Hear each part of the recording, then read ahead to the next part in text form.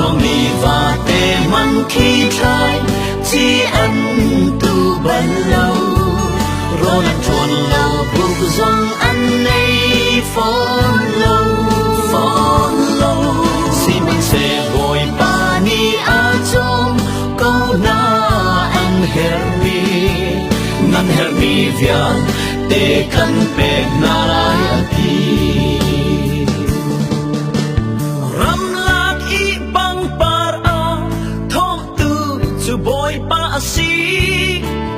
kan ni zong a thiang tha rao in a kan thom ve chút i tu nang bin chu si su kri a si e kri num nei tu long hi an i do chem a zo mi va te man khi trai chỉ ăn tu ban lâu rồi làm chuồn lâu buộc dòng ăn nay phone lâu si man sẽ vội pa ni a trong câu na ăn hermi vian te kan pe na lai aki